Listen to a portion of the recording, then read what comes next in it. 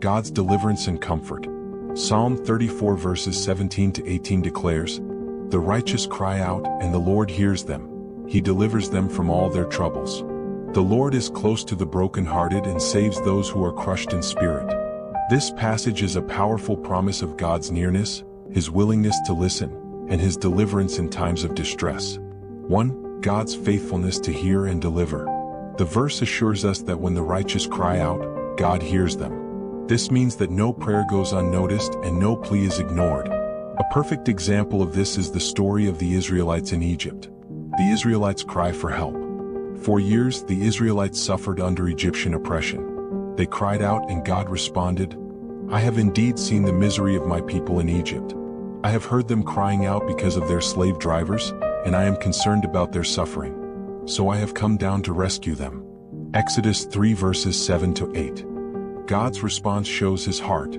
He not only hears but also takes action. He raised Moses as a deliverer, leading the Israelites to freedom. Lesson: when we cry out to God, He hears us. His response may not be immediate, but His deliverance is certain. 2. God is close to the brokenhearted.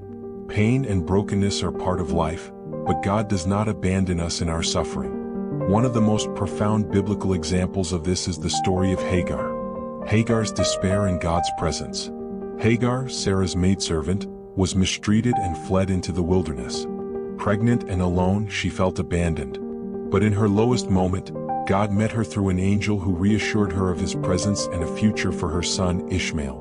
Hagar called God El Roi, meaning the God who sees me, Genesis 16 verse 13. This confirms Psalm 34 verse 18, God is close to the brokenhearted. Lesson: even when we feel unseen and forgotten, God is near.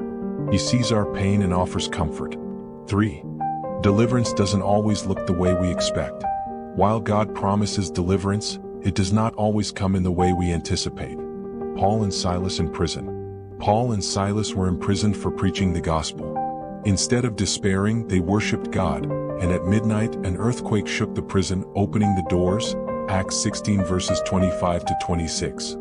This deliverance was supernatural, yet their greatest impact came not from escaping but from leading the jailer to Christ. Lesson: God's deliverance is not just about removing troubles but transforming them for His glory. Psalm 34 verses 17 to 18 is a promise that God hears us. He is near in our pain. His deliverance comes in His perfect way and timing. Like the Israelites, Hagar, and Paul and Silas, we can trust that God is always working even when we do not see it. Let us hold on to faith, knowing He is close to us in every trial.